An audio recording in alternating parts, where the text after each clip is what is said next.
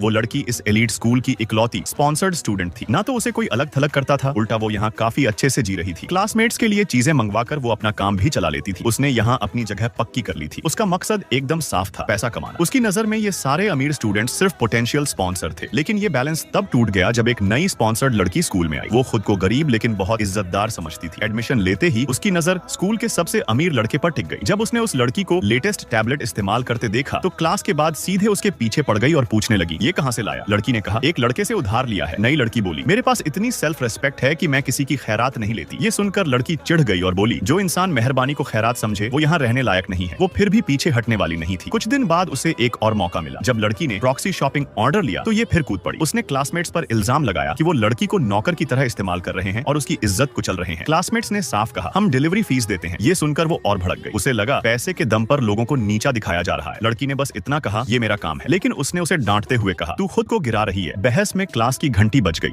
और लड़की को कम से कम $500 का नुकसान हो गया। एक प्लान फेल हुआ तो उसने दूसरा बना लिया। उसने सोचा सिंड्रेला स्टाइल में लड़के को फंसाएगी। कैफेटेरिया में वो ट्रे लेकर जानबूझकर उससे टकरा गई। लेकिन ये सस्ती एक्टिंग उसे गुस्सा दिला गई। लड़के ने उसे गले से पकड़ लिया। मामला हाथ से निकलने वाला था। तभी लड़की आई और लड़के को पीछे खींच लिया। बाकी क्लासमेट्स ने भी वहीं उसकी नकली नौटंकी एक्सपोज कर दी। दूसरी तरफ लड़की ने लड़के को शांत किया। सिर्फ एक कप चाय में ही लड़का नॉर्मल हो गया। क्लास में वापस आकर वो लड़की आगे बढ़ी और नकली माफी मांगने लगी। साथ ही बोली कि वो मुआवजा देने को तैयार है। लड़के ने कहा, $8000 ट्रांसफर करो। वो शर्म से खड़ी रह गई। तभी एक और अमीर लड़का आया और उसकी तरफ से पैसे भर दिए। लेकिन शर्त रखी, अब तू मेरी फॉलोअर बनेगी। जिंदा रहने के लिए उसने तुरंत हाँ कर दी। उसे लगा अब उसकी अमीर लव स्टोरी शुरू होने वाली है। क्लास के बाद वो लड़का उसे कैफे ले गया। वो समझी डेट है, लेकिन अंदर जाकर देखा वहाँ वही लड़की और वो लड़का पहले से मौजूद थे। वो चाहती थी कि आदमी वहाँ से चला जाए, लेकिन उसने उल्टा आगे बढ़कर उन दोनों को ग्रीट किया। तभी उसे समझ आया ये मुलाकात पहले से उसी लड़की के साथ फिक्स थी।